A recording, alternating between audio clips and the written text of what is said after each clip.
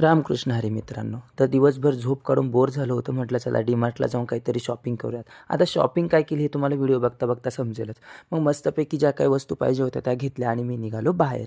आता बघा मी काय घेतलं, फक्त 2 कपाचे सेट. आता तुम्ही म्हणाले एवढ्या एवढ्या गोष्टींसाठी ट्रॉली घेऊन आला. आता दिली फॅसिलिटी वापरून घेऊ ना.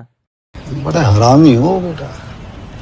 आता जाम भूक लागली होती आणि रूमवर पण लवकर पोहोचायचं होतं, कारण 6:30 वाजता ऑफिस सुरू होणार होतं.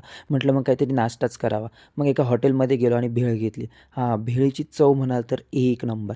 मग मस्तपैकी भेळ खाल्ली. आता भेळ खाली तर चहा 100% लागणारच. मग मस्त चहा घेतला गरमागरम आणि मी निघालो रूमकडे. रूमवर आलो तर 6:30 वाजले होते. मग लगेच ऑफिसचं काम सुरू करून दिलं. आता टेन्शन आलं होतं रात्रीच्या जेवणाचं, कारण बाहेर जायचा खूप कंटाळा आला होता. मग येताना इडलीचं बॅटर घेऊन आलो होतो. म्हटलं आज मस्तपैकी इडली बनवूयात. आता इडलीचा कुकर आईकडून आणला होता खरं तर पाणी तापवण्यासाठी, पण त्याचा असाही उपयोग होईल कधी वाटलं नव्हतं. मग मस्तपैकी इडली बनवली. आता काय साऊथला राहून आलो म्हटलं तिकडचं पाणी तर लागणारच ना. मग मस्तपैकी इडली बनवली आणि आता इडलीसोबत खायचं काय? तर मग यूट्यूबवरती रेसिपी बघितली की इडलीची चटणी कशी बनवतात आणि मस्तपैकी चटणी बनवली.